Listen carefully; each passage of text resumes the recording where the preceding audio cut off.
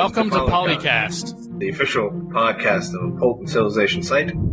I am Imran Siddiqui with DanQ. Say hi, Dan. Hi, Dan. All right. Unfortunately, we have lost the rest of our crew. They were out cavorting somewhere. I believe Locutus is out at the Dutch Poly Meet, actually meeting Poly members. This is unheard of. Well, not unheard of, but... And Mackie is, well, we're not sure where Mackie is. Hopefully she turns up. Well, maybe she is Sid's mistress. Oh, no, wait. Oh. Doesn't that just get your mind turning? Well, perhaps. It only turns a little bit. I'm sorry. No wonder we couldn't get people to fill in here. They were all trying to hit up dates with Mackie. Maybe she accepted one. I guess so.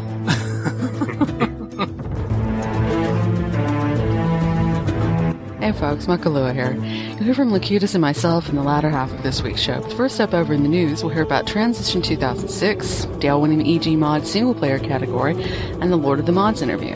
For the ModCast, we've got discussion on the place of railroad connections in Civ, followed by our show's first Senate segment, where Dan and Imran address the debate over universal suffrage versus the representation civics, and whether the diplomacy victory is the toughest way to win in Civ 4.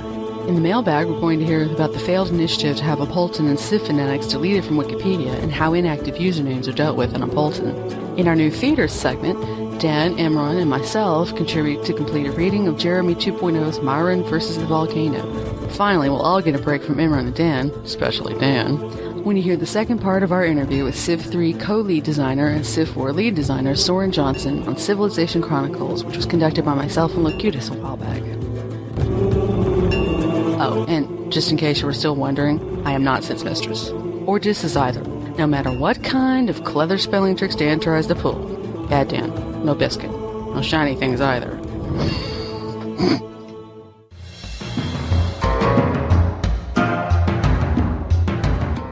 ACS co-founder Daniel DanQ Quick is now controlling owner and administrator, with existing staff members Wouter, Locutus, Snijders, Ming, and Ra as part owners and administrators.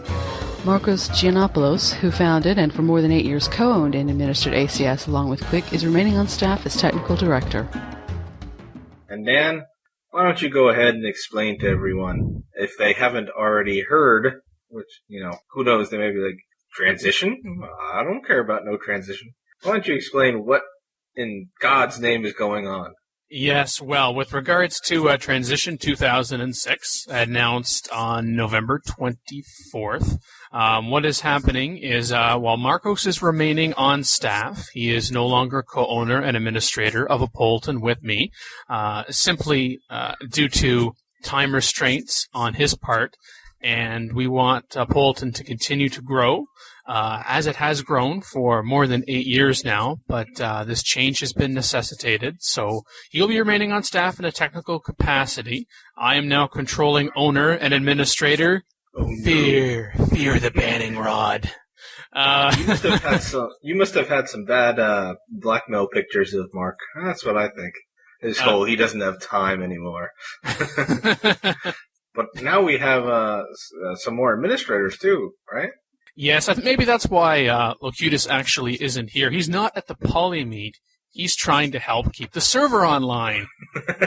Kick it a little harder, Wouter. A little harder. And with him is our favorite moderatorship duo, Ming and Ra. Oh, no. We're doomed. Yes, you are. I'm doomed for a while anyway. Well, it seems to be a new time in Apolyton's ownership. I don't presume there'll be all that much different. Well, except that we can take shots at Mark now more easily. Ha ha! Stripped of your administrator tag. Ha ha! Grease is going down. What Imran doesn't remember, folks, is that Marco still has banning capabilities. Oh, crap.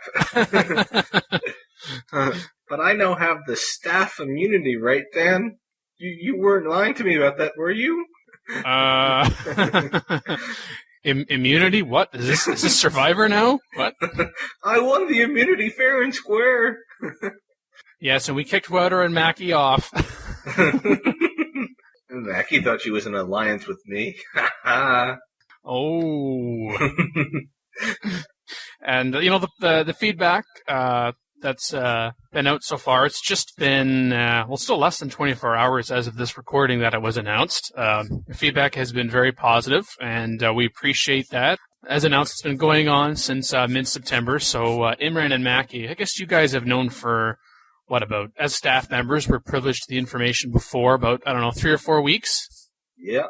All right. Privileged information. You managed to keep your keyboards silent on it.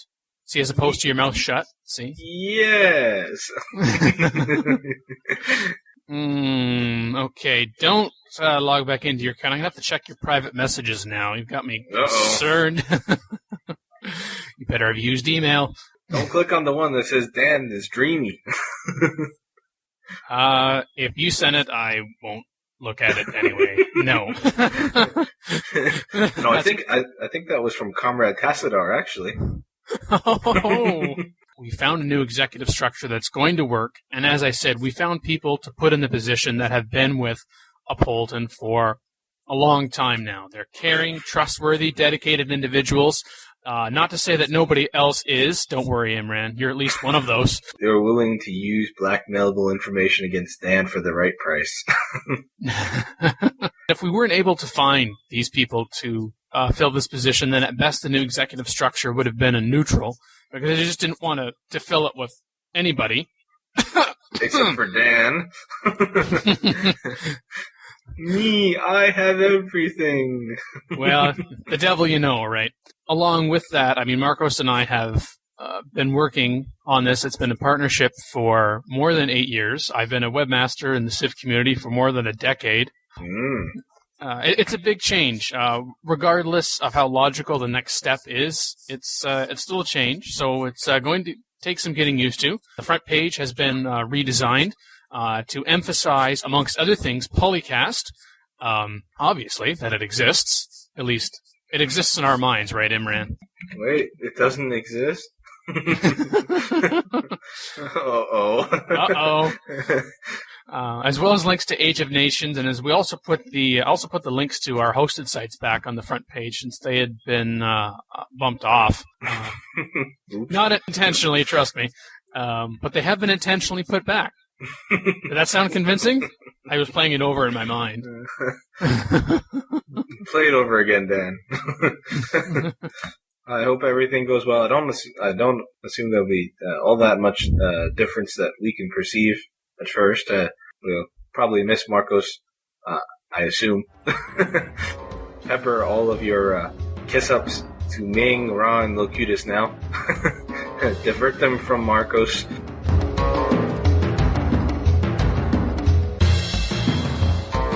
As a part of the E-Games and Electronic Expo that was held in Melbourne, Australia, the weekend of November 17 to 19, a modding competition had been organized that included Civ 4 as an eligible game. The winners were announced in the EGE blog, and Apolyton veteran Dale was named the best single-player mod, one of the 4 categories in the competition. Dale's winning mod, Age of Discovery, is set in the time of Columbus and explores the founding of the New World. So I guess they did include Civ 4. Because remember last time we were a little curious as to whether they did or not, because they said they did. Dale said they did, but their website didn't say it. They just want to shock us and surprise us. Congrats to Age of Discovery. We had him on our interviews, and look what happens. See? If you come on PolyCast, good things happen to you. It's good karma is what it is. We knew him before he was famous. Don't forget the little people. Wait, who's Dale? Well, it's good. It's good that Civ is getting a lot of good play here, and also this award shows how the modding capabilities of Civ 4 and how you could really take the game to another level by using the Python system and all that SDK stuff and fun stuff. Not that I would personally know, just that I know of it. Same here. Yay! Now, if I'm looking at the website here, I guess we can't.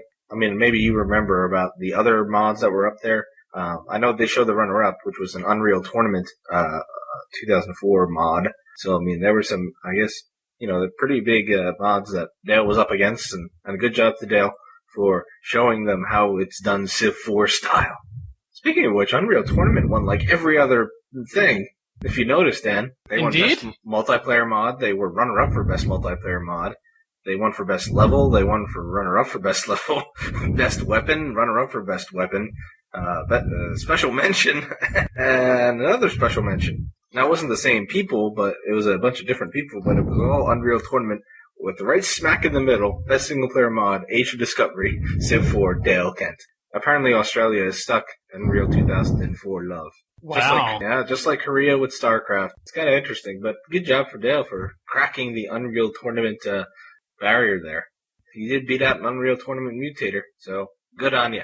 And what was Dale's award for getting this honor? He had to put together a video presentation. So he had to do more work? Exactly. No good deed. No, just kidding. You can download that 5-minute video that Dale uploaded from our directory at apolyton.net/dir. So again, congratulations, and when the next one comes around, we hope that you'll put in another entry and perhaps inspire some other Australians out there, Australian civers, to... We just want Australian civers to be inspired by this. The rest of you, what's wrong with you all? Dale can win an award.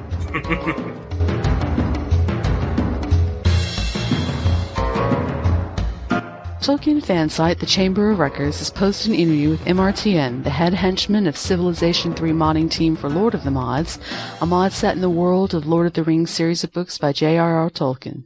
The interview discusses the mentioned total conversion mod for Civ 3 that has been under development for 2 years, which provides all new graphics for the game and is set entirely in the Tolkien universe, with 15 civs ranging from Rohan to the Shire to Mordor, and around 30 new units and 25 great wonders that stretch from the Age of the Sun to the end of the Third Age. As I mentioned before, I don't have Civ 3 installed on my machine anymore, but kudos to these guys for the dedication to see this through. I mean, from what I have seen and read, it looks impressive. Yeah, have you seen the screenshots from the link they have?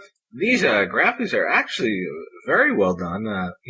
They look very good. And, I mean, that is a highly impressive mod to Civ 3. Unfortunately, it is Civ 3, and I don't have that on my computer anymore. But I mean, they've really done a good job here. I mean, they've really totally, changed the graphical situation and made it look kind of like a Lord of the Rings type of ideal here. I mean, I think everyone should at least check out the screenshots here. I mean, talk about being inspired to do things. This is it probably took an awful long time, and it's very well done. Indeed. I guess the interview with the guy that did it, MRTN, I guess he refers to himself as, they say they have it's entirely in the Tolkien universe with 15 civilizations, 300 new units, 25 great wonders. I mean, very detailed, very impressive, and I just looking at the screenshots, I'm impressed. If anyone has Civ 3, perhaps they can play it and tell us how it is. Yes, please do. We need to know. Thank you for creating a Lord of the Rings mod, not a Harry Potter mod. Don't anybody do that. Never. Never. I'll hurt you, Dan. I swear I will. Never.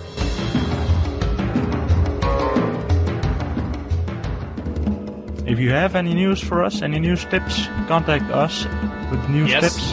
Head on over to apolyton.net/about, look for Contact Us, or news at apolyton.net also works. And you can also PM. Yes, you can. Locutus, DanQ, Snoopy369, and Illuminatus. One of us four will get that up there.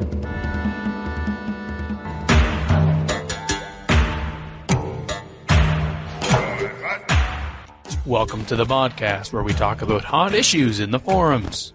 The first one is Railroad Connected. Yeah, this discussion started back in May, continued into June, and then just in the last couple of weeks has started up again, courtesy of Strabo. Perhaps he just found the thread as I did. I missed it the first time. Maybe he was talking to Comrade Tassador about thread necromancy. I guess there was a question first off how you would handle multiple links. So, for example, if City A is connected to City B, then that's one link. Then you connect City B to City C. So is that one more link or a total of 3 links? Well, I think it's 3 links. I mean, A to C via B, I mean, B is a stop along the way to or from A or C. So like in real life, for example, a train could bypass a station, if there was even one, in City B and just go to and from A to C directly. So I don't think that's an issue. True. And also, I mean, speaking of stations, you can also add another building called a station. You know, if there's two railroads being connected there, the station will provide the benefit. Oh. Maybe I should post that. Nah. Maybe I should write, in PolyCast, listen to our ideas. But, I think, the idea is a solid one. But I think instead of just having, the trains being connected, perhaps, a building like a station would be able to activate that if you have all the requisite connections made. You have a station, or else otherwise it is assumed that the train just goes by it.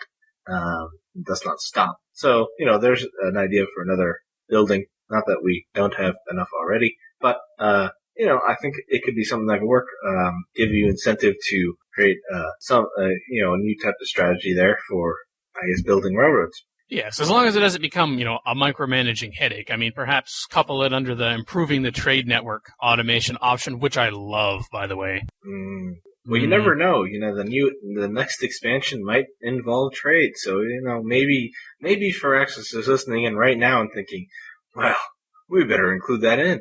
If that's the case, I want a city named after me. Imrana would sound nice. There you go. That's my price. Oh, I thought it was going to be quantity over quality, but... No, that's just awkward silence. Yes, now, if you wanted to name a city after PolyCast, Awkward Silence would be perfect. Wait, who said name it after PolyCast? Name it after me. Me. But you are nothing without PolyCast. Oh, no, wait, I'm sorry. I was supposed to say that out loud. Internal thoughts, internal. I think I have more posts than you anyway, Dan. So take that. Again, you're just proving my quantity over quality argument. Thank you. And Engine says that I would say that any intercity trade should get +1 commerce if the two cities are connected by rail. Well, you know what? That +1 sounds good to me. Well, the commerce part, I mean, not another +1. Although I don't know what I could possibly be referring to. But then there was a concern from Zeus that, trade routes would change too much, and then Magin said, but that's happened a lot over real-life history. Perhaps at the easier difficulty levels, there wouldn't be so much of a chance that trade routes would change, but then the likelihood would increase based on a formula as you increased in difficulty. So you could either make this formula static or based on a number of factors, depending upon how that works out in gameplay, because, of course, we can have great suggestions about making Civ more realistic, but in gameplay, in terms of balance, if it's throwing things off, ultimately, if it's not making it fun, then I guess we kind of have to sacrifice real life for gameplay. And if you want real life, go live it. But what would we know? Life? What? It's not Civ Meyer's maxim, basically. If real life interferes with fun, go with the fun. That is actually a good lesson to deal with it. If anyone making games, actually, or anyone making modifications to games. Realism is in these type of games is something that, is aspire to you to be a little bit more realistic in certain things. But if it interferes with fun, there's no point in having it. If we could only apply that same lesson to other elements in life. Like work? Yeah, exactly. Sid says that... Who the hell is Sid? That's for me to know and you to find out. And then I'm fired. Yes. Dan, you haven't made all your money on Poly? No, it all goes to the tax man. Tax man. Yeah. It's because you live in Canada. Come to the U.S. and be friends with George Bush. You'd never have to pay taxes again. And now, to satisfy our Quebecois listeners, we will talk in a French accent. Send all hate mail. Moi?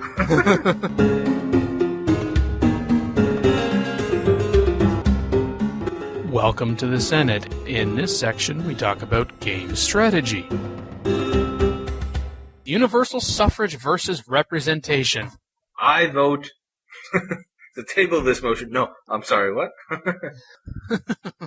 I would pick universal suffrage if we're talking about universal suffrage versus representation. I mean, it makes a good argument there, but, I do like the alternative of universal suffrage and what it adds.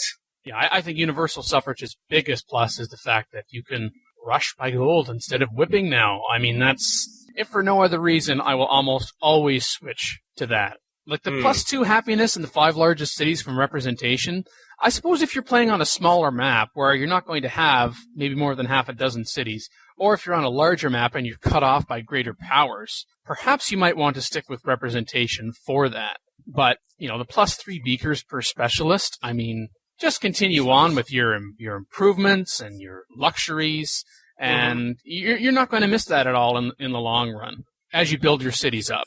Yeah, I mean, the paying for rush building with gold is definitely a good thing at the end of the game when you have a ton of gold, supposedly, and it's much easier than whipping unless you're into that sort of thing, Dan.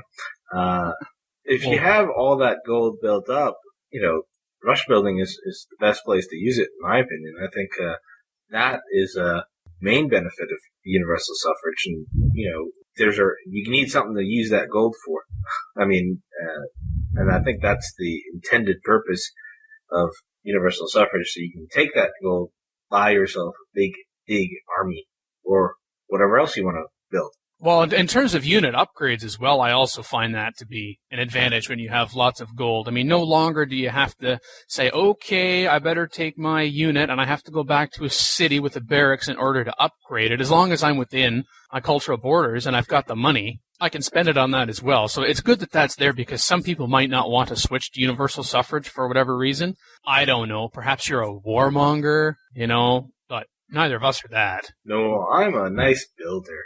Same here, but, if you're about to become a warmonger or you think you're about to go on the defensive, get fascism as soon as you can and acquire it so you can switch to police state. I mean, that, to me, since we're talking about civics, why not bring the other ones into the discussion? With the exception of that, I find the civic is an absolute waste because the benefits are of no benefit to you and the upkeep is high. Yeah. But I think we could all agree that even before you get universal suffrage or representation, get to hereditary rule. I mean, get rid of despotism. The only reason I can think of not to favor a switch to hereditary rule as soon as you can is if you can't afford the period of anarchy. You're in a war and you're going to die. It's like, oh, I should switch to hereditary rule. So when my civilization is destroyed, I can say... At least I was in anarchy. That's They're not taking me alive. That's right. Our government didn't fail us. We didn't have one. And I mean, whipping citizens to rush things. I mean, unless you have, one city or you have a very strategic city like this city has a resource that you need, like it's your only source of iron, your only source of coal, and you can't get What's that? If you like it. I said, you like that? You like it. You like that? Is that good for you? You just wanted me to say that, didn't you? I did. I admit it. I'm sorry. I mean, in that situation, go ahead. Perhaps you don't want universal suffrage then, or perhaps that's another reason to stick with that despotism, but switch as soon as possible. As Master Dave has said, nothing that saves as many turns with no consequences as rush buying one's building and units with gold. And he also pointed out, I suppose also if you're a smaller empire, you're also likely to have fewer luxury resources. So if you weren't buying my statement, I may only have, a few cities, but whoop-de-doo, well, you're likely to have fewer luxury resources either because you don't have as many on your own soil or you can't get them imported because no one will trade with you, maybe because you have nothing to trade with, and happiness is in need, which it probably is if you don't have a lot of luxury resources and you're not a culture builder in particular, then perhaps you should stick with representation. Isn't that one of the recommendations when you load a game that Firaxis put in there for all you people out there? Don't upgrade either units, but also don't go to the newest civics just because it's new. It's not always better. Shiny. Where? Don't do that! Oh. Okay. I like you even less now. If that was possible.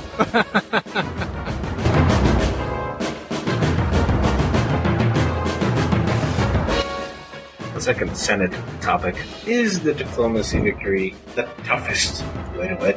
Now, as a builder, I normally say that conquest is, but I assume more people are far more aggressive than I am. So, actually, I'd probably say that, for those that actually do, engage in aggressive warfare, know who you are, culture is probably the hardest one, just because of all of the kind of, focus you need to have a cultural victory.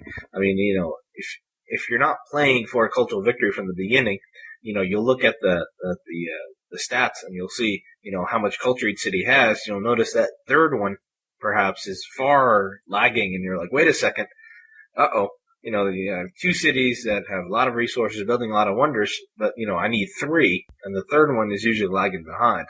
I don't know if that's what you noticed, Dan, but. Yeah, well, one of my mistakes in Civ 3 when culture was introduced is I would look at a lot of the ancient wonders that would boost my culture, but as soon as I saw obsolete with, I went, oh, well, this is going to be obsolete, well, then that's junk, and I wouldn't bother it, and I would wait till later on when I could actually build wonders that would not expire. Except that wasn't a terribly good idea. Because, in terms of, what's the word I'm looking for? Exponential. Just a small percentage of culture over a long period of time, say 100 years, the percentage isn't going to have to be as large. Say instead of trying to do that same amount in only 10 years because or 10 turns. Link, very good for me. Just because you weren't planning, you weren't thinking. But unless you are constantly under the threat of defeat by arms and are willing to minimize your global conflicts, diplomacy, I find, is probably the easiest path to victory, though time-consuming, though not, as you said, not as time-consuming as culture can be. Or, a spaceship requires so much patience. I don't even think I have that much patience. But if you're into global conflicts, here's my recommendation. Do it early on before one AI Civ finds out about another. You're the only one with contact with that Civ? Go what? For it. What? Those ruins? We were just testing. We were just blowing our own cities up. Yeah, we like to do that. Or, of course, as Mike H. points out in that thread where that question was raised, with vassalization, it becomes much easier to do a conquest. So, you don't even have to wipe them out. Just take out a few cities and vassalize them. Yeah, I understand it can also be used to improve not only your diplomatic chances, but your conquest as well. Indeed. It's a win-win. Oh, it's a win-win-win. Win-win-win. Hey. And I think with diplomacy, as Blake puts it, ram religion down everyone's throat. I don't know about you, but in terms of the true path, I agree the true path to diplomatic victory is getting everyone to vote for you in the United Nations. This domination element that gets recorded as a diplo victory, you win, but what are you winning really? I don't like it. You can uncheck it, which is great. But if you do leave it on, either because you forget to uncheck it or, you're the only one in a game that, wants it gone, at least the percentages are high enough that I don't think it's as likely to happen as to say perhaps somebody else winning by another victory condition. But I think we all know the formula for ramming religion down one's throat in Civ 4, right? Convert to a religion. Spread its influence. Oh, curse that 3 limit missionary. I'm not saying anything in case the FBI is bugging my computer. Oh, I see. I was like they'd be interested in you. You're nothing. Oh, no, wait. That was one of those internal thoughts again. I'm sorry. But I understand from gameplay why we've got that 3 limit. Make peace, sign open border agreements, switch to theocracy, dispatch missionaries to other nations as soon as possible. And in the case of the likes of Isabella, I love this recommendation. I haven't tried it yet, but use your newfound religious influence to engage in a united holy war. Although, since Imran, since you and I are builders, I'm not even sure I could entice someone else to war, because I might say, yes, join this war with me. And, oh, by the way, you do all the doing and I'll do all the saying, Perhaps a less violent approach would be to approach your neighbors with your newfound influence and say, hey, stop trading with that woman.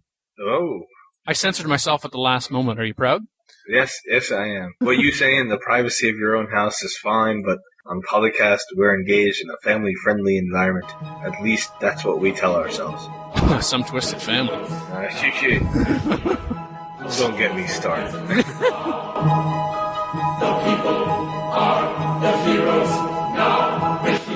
Mailbag. Some of you may have noticed on the forums there was a thread about the Apolyton Civ fanatics were up for deletion on Wikipedia.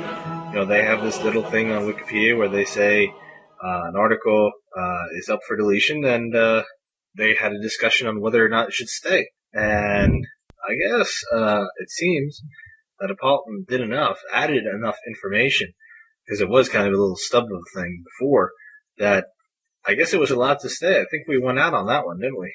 Yeah, we did, and I think to read the quote-unquote original, or at least long-standing, entry for Apolyton took about 20 seconds.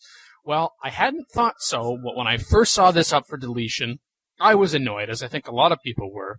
But in the end, the person who initiated this has the opposite effect, is what happened. So I can't thank him enough. I guess this individual, I forget his handle, and I'm not going to justify his existence by looking it up because I don't care. I guess he has a fetish, to use a word, because again, I like controversy. He has a fetish of putting up articles for deletion. You know what? He probably saw the site's name and went, I wish I thought of it. I must eliminate it. I can't live with myself. And what's interesting is that even though it was not a vote, and there was a notice in a similar thread for Civ Fanatics to be deleted, that this is not a vote. It's just a discussion thread to try to come to some form of consensus or not. There wasn't enough consensus in Civ Fanatics, so it was just kind of, well, we didn't resolve anything, but there was enough to say in the Apolyton write-up that it should be kept. There was a clear voice for that, which was wonderful. And thanks to everyone who's helped improve our article, I agree it needed to be improved. But the suggestion that it needed to be deleted, I mean, talk about throwing the baby out with the bathwater. That's not what that article needed. It needed references, and it still needs some references. For example, I believe someone at one point said that DanQ is great, but that's not listed in there. I mean, come on. That's not referenced. That's not referenced. Can you believe that? Never be referenced. Can you believe that? Oh, well, like you said, it was actually a good thing in the end because it actually expanded the entries for both Apolyton and CFC, I think, which is still around as well. Basically, before both of them were kind of small and kind of like, hey, this site is great, and I think that by having this semi-crisis, people were willing to write up more and show why both of these should be included in Wikipedia and show, what their history has been, how important both sites, Apolyton and CFC, have been to Firaxis and, even Activision, who did CTP, and big, huge games. So, in the end, I think it was a good thing, and maybe we'll actually have more people come to our sites as a result. Indeed, and Civ Fanatics' article was a little more extensive than Apolyton's, but even it lacked references, although it did have a couple. There was also, from that, the discussion kind of went from Apolyton and Civ Fanatics specifically. I can't remember if it's in the Apolyton entry or the Civ Fanatics entry, but one person said that fan sites should not be listed in a general wiki. If you have a gaming fan site, it should be in a gaming wiki. Well, yes, they should be in both, actually. So maybe that's another plus in that respect. Maybe some gaming wikis out there, of which I know none. But I think general pluses for being included, whether you're talking about a Civ fan site, a gaming fan site, or any fan site. So I guess for Imran, it would be Harry Potter. Yay! And for me, for example, would be Star Trek, Babylon 5, Stargate, all of those titles. Woo, sci-fi. Battlestar Galactica as well. The new as well as the old. No, just the new. Oh, come on. You don't... I wish the Cylons would say, by your command. I mean, how could you get rid of that classic... Because it was silly, Dan. Admit it. I know you like the silly, but this is time for realism and grittiness and OT cast. I was about to say, I don't know if we could put realism and OT in the same sentence, but you did it. Congratulations. I won a triple word score for it. Newbie. Look at both of the communities, how they have basically, helped Firaxis, and how Firaxis especially has taken people from the community that, they found from Apolyton or Civ or CFC to help them out on their games. I mean, there have been plenty of people who have distinguished themselves based on, maybe mods they've done or whatnot on our forums. Yes, and either you became a member of the Apolyton community and you were subsequently hired by Firaxis or Big Huge Games, whether directly or indirectly. I think in some cases there's more of an argument for an indirect, but hey, we'll take what we can get. Or even, for example, in Civilization Chronicles, in the article Soren Johnson wrote on the Civ community, finding out about Firaxis needing programmers through Apolyton. So with that, and so tie in there to whether we're talking about the developer like Firaxis or Big Huge Games, or even publisher. I mean, both Apolyton and Civ Fanatics from the official Civ4 website by 2K Games, there are references to threads in each of our forums.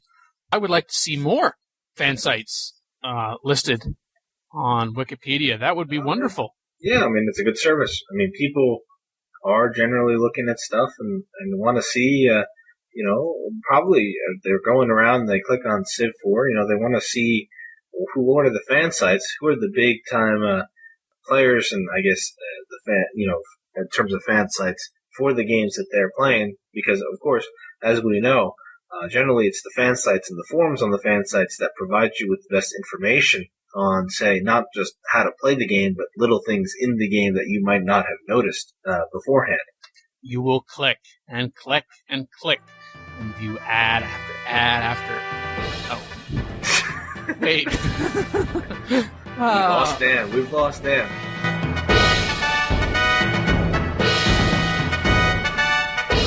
We should in the last Mailbag category, which is an interesting, kind of a whimsical type of discussion about I guess this has brought this to the attention of us. Ever wonder about the inactive posters / screen names? All these names, interesting screen names, but they never post. As this noted, there's some guy who had a birthday on the 20th of November. His name was Ready to Die, but he only had 2 posts. So, and of course, other people noted perhaps that, they just post in the OT, and as we know, OT people are second-class citizens, thank you, Dan, that don't receive posts. But I haven't seen that particular poster in the off-topic either. So, who are these folk? Do they just register once?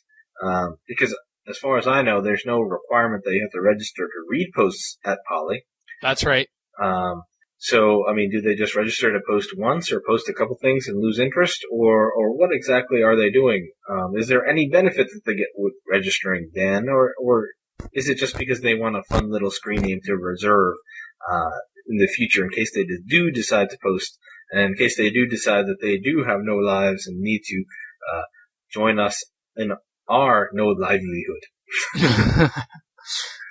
In the past, there have been some people who have not... Okay, I'm talking about people that haven't already registered. They went to register, and they found out that this username was already taken. And they wanted to know, for example, is there any way that they could have that username? And on very rare occasions, when people have done this, I've looked up the account, and if they hadn't posted for some time, what I would do is I would send an email to the address on record asking if they still wanted this name, if they're still going to be active. The easiest solution is if the email bounces back because they haven't been keeping it up to date. Well, then, we've got someone who's here and current and interested, and the person who had that name didn't do their part. I mean, we've always asked, and it's still a standing request, that if your email address changes at any time, that you update your profile for that very reason. Speaking of which, profile. Okay, feeling guilty. But in a couple of cases, people have not responded to it, like the email is just gone. And what we have said is, we've actually said the standing policy is sorry, no, the name is taken. Perhaps consider a slight variation on it.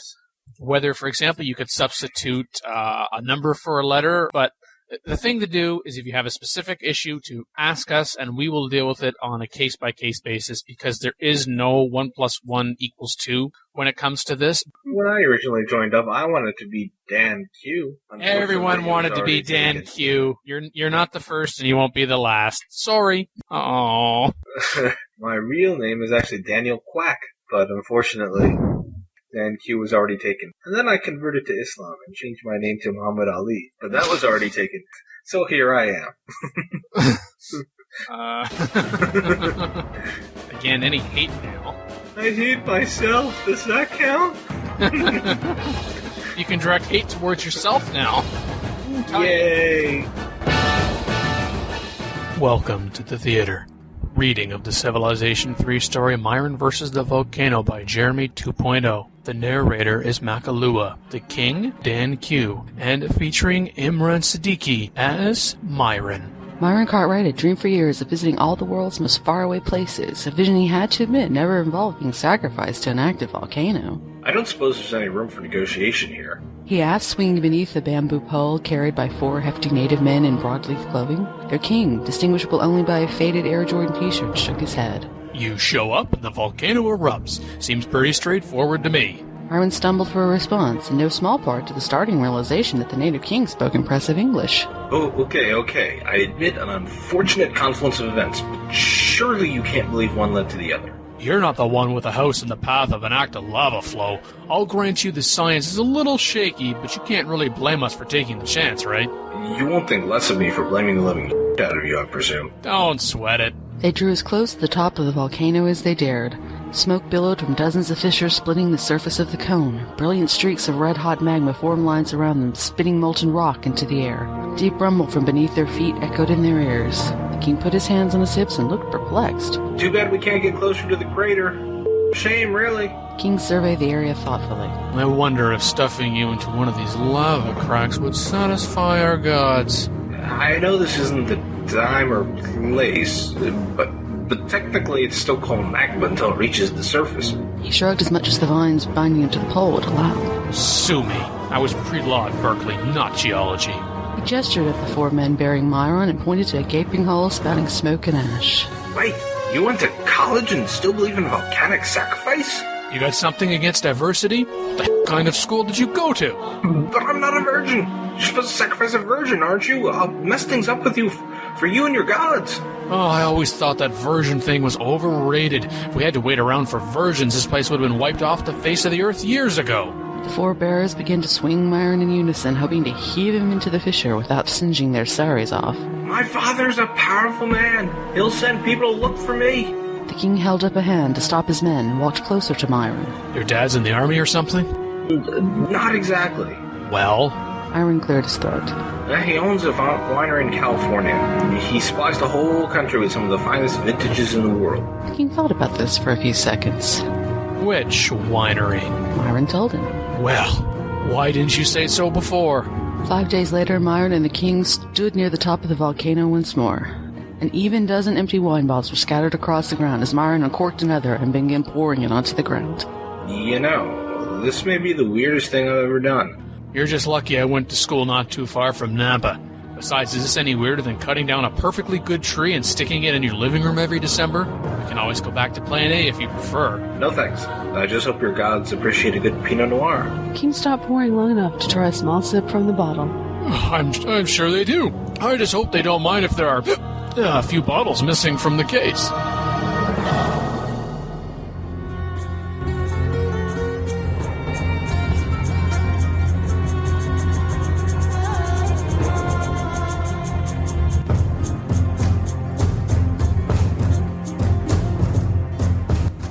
Time for the second part of our interview with Soren Johnson. Once again, our apologies for the poor sound quality.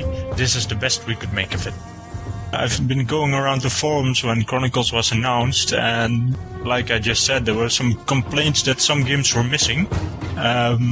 Could you explain to us why some of these are missing? For example, CivNet? Sure. CivNet is, for whatever reason, not XP compatible. I find it interesting that, considering the reception of CivNet, that some people are wishing it was in there.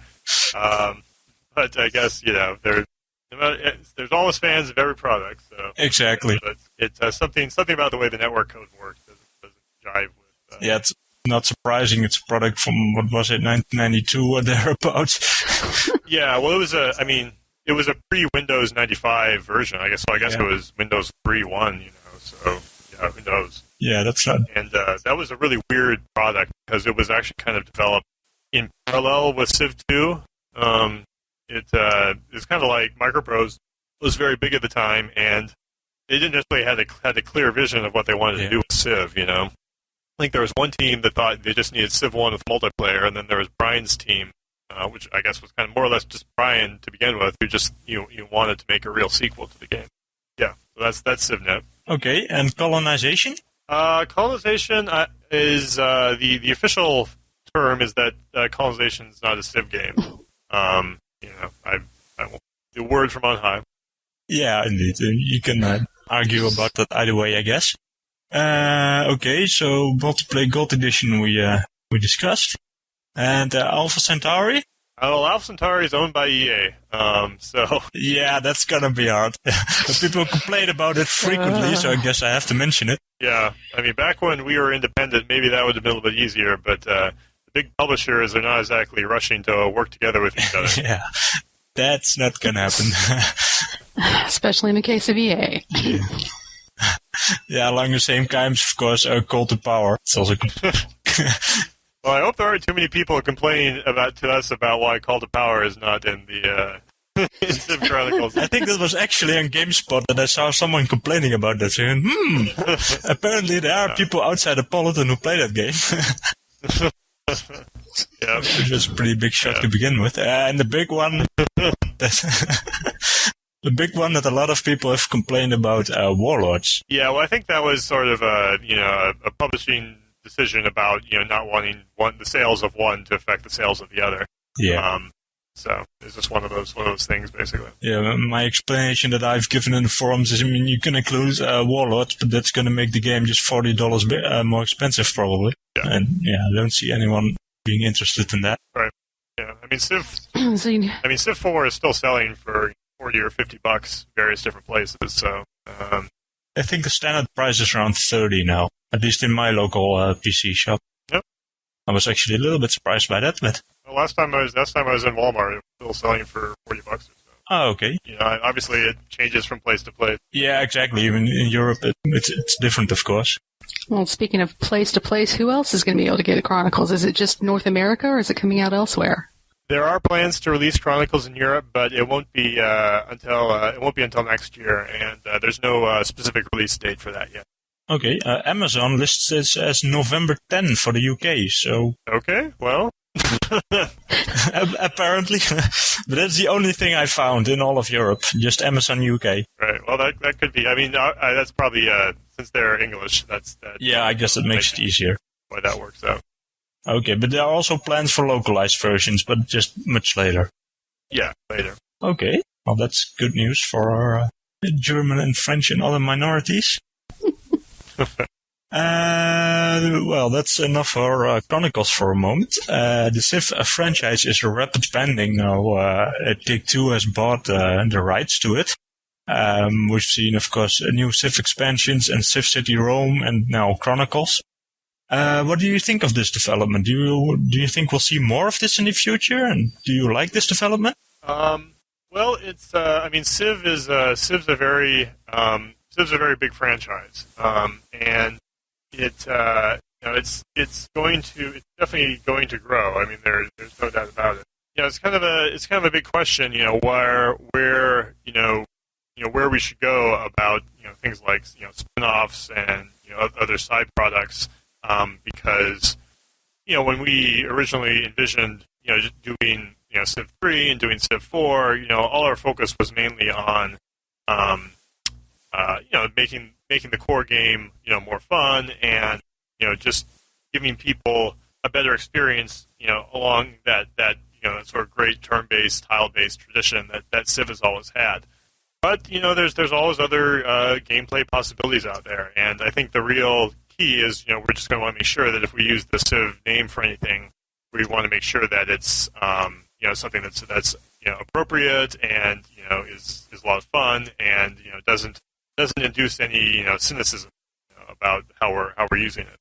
Well, Take-Two also bought up Firaxis a month back. Has it made any changes there at Firaxis, or have they left you guys pretty much alone? They've left us pretty much alone. I mean, they bought us because they liked what we were doing, and they've always told us that they want us to keep doing that, basically.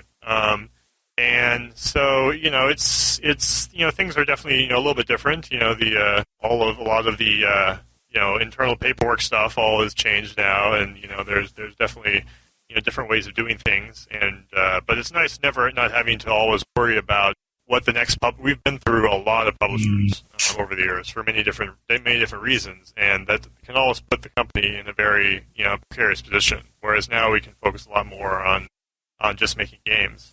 But Firaxis will be.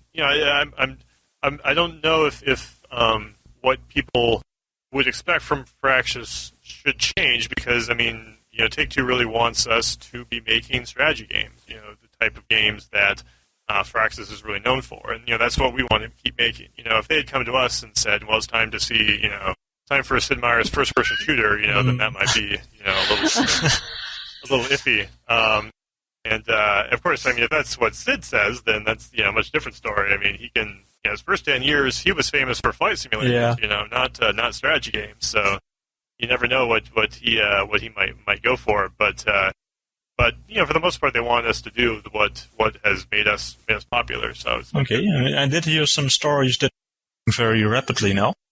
Any truth to that? A lot more people walking around the hallways. You cut out there for a second. Did you say, are we growing rapidly? Yeah, growing. There's more people being hired, that kind of thing. Yeah, that's right. Firaxis is growing very rapidly. I think we're close to 70 now, maybe. And to give a perspective, when I joined the company in 2000, I think we were around 20 or 25. So yeah, things have definitely changed. The Civ 4 team was probably as big as we've ever been. The Railroads team was nice and big.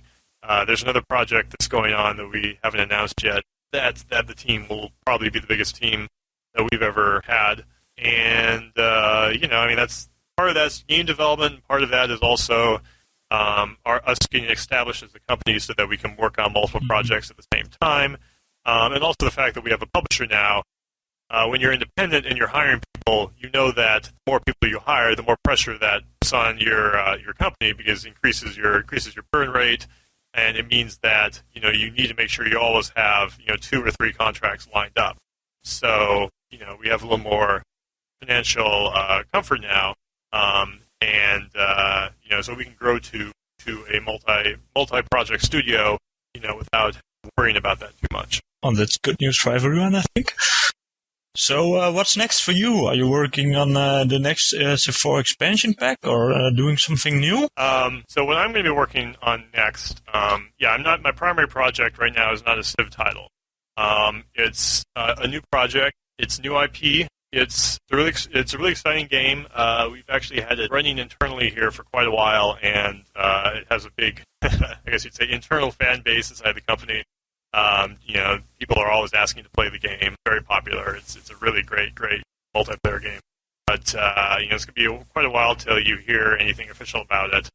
And I probably really shouldn't be talking too much about it. It's a strategy game. It's going to make people happy. It's got a real multiplayer focus.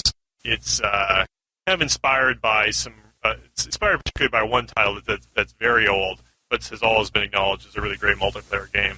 And I can't wait to get it out to the world. Ooh. Yeah, I can't wait to hear more about it. I guess we'll have to wait a little bit longer. Oh, yep, waiting. great stuff. So you weren't in there with Warlords directly yourself, so if you had a chance to play it, how do you think it worked out? Warlords worked out pretty well. The part of the main thrust of not the main thrust, one of the many main thrusts of Civ 4, Civ 4, it was to make the game very moddable, very open, very flexible, and that was done for a lot of reasons. I mean, certainly the community was one thing we had in mind, and it's been really neat to see a lot of the mod packs become available on the web. There have been many that are very, very popular, and you see talked about on non-Civ sites because people are enjoying them so much, which is great. We talked about how people think of mods; they're usually really always thinking of shooters. And we really like to establish Civ 4 as like a strategy mod engine. And it seems like we've had some success there. But the other reason we did that was so that it would be easy for us to develop all sorts of cool, interesting, different scenarios for Civ 4. I think Warlords did a really good job of that. The Genghis Khan scenario that I talked about earlier, has some interesting twists. The Chinese unification one is pretty cool in that it has this. It makes good use of the vassal states and has all this sort of diplomatic stuff going back and forth. And it's just neat to see all the ways that you can twist the game around. Whether you get to play the barbarians, or in the Alexander scenario, that the tech tree is built up of off promotions instead of actual techs. These are all kind of cool twists on Civ 4 that actually are fairly easy to make, but make the game play significantly differently. And for the core game itself, we wanted to make some significant additions, but we didn't want to push the game so far it didn't feel like Civ anymore. So we thought the great general unit would be a good obvious place to go. That have a great person that's involved with the military. Unique buildings seemed like an obvious good thing that people would like a lot, and there's always some interesting wonders and civilizations you can add. So I think it's a pretty good product, and people seem to be enjoying it. And the main thing we didn't want to see is Warlords broke Civ 4. And, that definitely hasn't happened. It's Civ can be intimidating franchise to develop within, and so you have to kind of walk the right balance between taking a risk while also making sure that you're not going to destroy the things that people have been enjoying for a long time. Yeah, that's definitely true. And with Civ City Rome, have you given that game a chance? Actually, I haven't been very involved with Civ City Rome. There's some other people in the company here who have been much more tied into the developer when that product was going over. I saw it in practice a few times, and it seems to be a neat little game. But city builders are not my area of expertise, so I can't talk too much about that product. But you haven't played it either? I just messed around with it a little bit. Haven't really delved into it too deeply. Oh, okay. So what else besides Civ 4 in the card game have you been playing lately? I played a lot of DEF CON. That's a really fun, neat little game. That's a game about nuclear annihilation, basically. It's the obvious touchdown that everyone refers to is the War Games movie from the 80s, and it's basically that. It's really inspiring from one perspective, in that game has no art. None. Which is just incredible, coming from a project where, we had 20 artists working on the game for over a year. And, obviously there are little icons moving around, but, wow, they could make such a fun little game, without having art slow them down. It's just such a neat little product. They got to get a lot done. They get a lot done with sound effects, and music. In many ways, you see how sound can be a lot more evocative than visuals, because sound, I think, plays on the imagination a lot more than visuals do. Because visuals always have to be very concrete, which is why a lot of games now are starting to mess around with stylized graphics. But audio, I think, always is much more suggestive. They do a good job of doing that in DEF CON. It's a fun game. It's got a lot of short-term, long-term dynamics. Is it should you attack now or should you wait later? The one downside is that it's got kind of a really funky control scheme. I'm always right-clicking when I should be left-clicking, and left-clicking when I should be right-clicking. I'm not sure if they picked the exact best way to do that.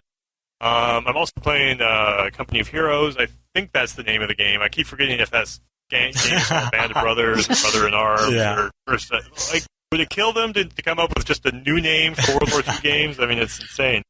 But I think the name of the game is Company of Heroes. It's an RTS. It looks great.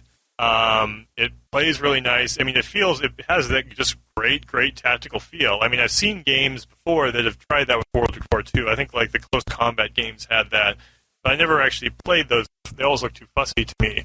But this game does a great job of using RTS conventions that people already know to make it work inside of this World War II scenario where, you pay a lot of attention to your specific squads, moving them forward, get your artillery in the right direction. I haven't really ventured too much into the full-on. I've just been playing through the campaign right now. I haven't ventured too much into the skirmish mode, either single or multiplayer. I'm sure they're a lot of fun, but I have to say that I think I might be a little let down once I play it as sort of like a traditional RTS. I mean, the RTS genres conventions are really codified at this point. I mean, it's just weird. I don't understand why a World War RTS game, why you'd be able to build units in a World War II RTS game. That still seems weird to me. Like it seems like if Sid was talking about this recently about how he thinks that if you had a World War RTS game where you had to fit in a number of units and maybe at a certain point you get reinforcements, on a certain schedule, you'd pay a lot more attention to, you'd be a lot more worried about making sure your troops are safe. It's hard though because it's just RTS is a proven genre. You're not going to be if you go down that path. Yeah. Your game is going to do pretty well. If you have good graphics and good gameplay and you execute a lot of things and it follows the standard conventions of an RTS game, bases and building units and resources and left click select, right click move, and if you follow all those real standard conventions, you'll do pretty well. But geez, there's so many games out there just like that. And Company of Heroes has raised the bar so high for that genre. It's got to be pretty intimidating if you want to make a new RTS game nowadays. And it's really worth pointing out that RTS should mean all sorts of things. SimCity is an RTS game. Roller Coaster Tycoon is an RTS game. Railroads is an RTS game. But, people really aren't exploring the RTS space as much as they should be. Yeah, I absolutely agree with that. Mm-hmm. Okay, final question. This interview will be part of our podcast. Were you familiar with the concept of podcast and you listen to any yourself? Any recommendations? Yeah, I've, listened to podcasts from time to time. If I'm looking, want some good background listening. I listen to some of the gaming site podcasts every once in a while. Next Generation has a really good podcast. Yeah, I listened to that one myself. That's pretty good. Yeah. Yeah, it's a good one. I mean, the other gaming sites, the regular, we know what they all are. They're all okay. But nothing that's really made me, a real regular customer. Okay. We've got a podcast. So I hope people are listening to those. You don't say. Yeah. Really? Everyone's got a podcast. Yeah. Yep. Seems to be pretty popular these days. And so it's good that it's moving along. Okay. I think that concludes our interview. Thank you for your time. Well, thanks for giving me a chance to talk. It's been fun. Apolyton's great, and I'm glad you guys are doing this. That's a quote we gotta keep. Yeah. We got a little, what do you call it?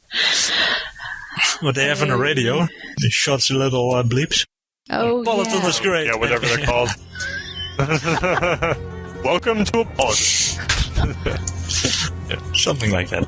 Okay, well, I think that's a wrap.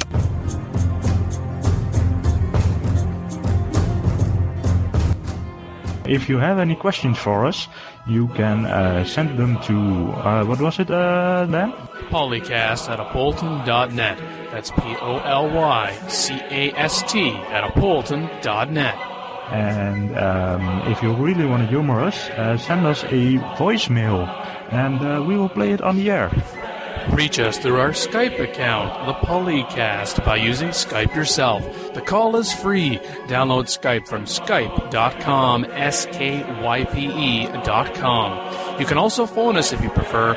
In North America, call 301-637-7659. That's 301-637-POLY.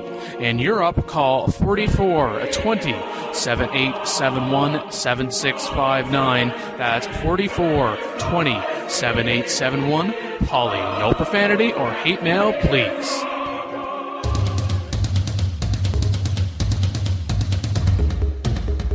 Well, thank you once again for tuning into PolyCast, the official podcast of Apolyton Civilization Site at apolyton.net. I've just been joined by Imran Siddiqui. Before we go, perhaps to drive up listenership, let's mention the people that have posted in our PolyCast forum.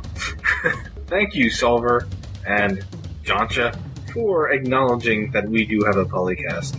Yes, PolyCast, not just another empty forum. Not that we have those. But I'm moderator, which is nice. I like that. Thank you once again, Comrade Tassadar. Imran... Who's this person? Oh, no, wait. Oh, I didn't post in that forum. What are you talking about? Thank you, Dale. I think he wants to be back on the show. Thanks, Dale. He sounds more interesting than me at any rate. Not that that's hard, but, you know. Thank you, EPW. Yay. Zratnikov. Yes, Ciro, wasn't he the first listener to our PolyCast, I believe? The first admitted listener. Admitted. There are others that listen, but they're too ashamed. Oh, I'm ashamed. Oh, wait a second. Who is the one that voted us 1 out of 10? At least have the balls to admit that you did it. Show us your face. Tell us what you hated about it. Don't just vote 1 and leave. How cowardly of you, sir. How cowardly. Or ma'am. Oh, yes, or ma'am. It was Mackie then, wasn't it? And as we said, we know where Wouter is, and we think we know where Mackie is. Hopefully they'll be able to join us next time. Maybe they're on the press tour for PolyCast. That's what's going on. Ooh, they're on the press tour. Why didn't I get to walk the red carpet? I don't know how they managed to wangle that, because, I mean, here we are doing all the work for what they're promoting now, and... I know. Man. I'm telling you. Maybe Mackie's off with her admirers, wondering about her sexy voice. Don't I have a sexy voice? Don't I? Moving on.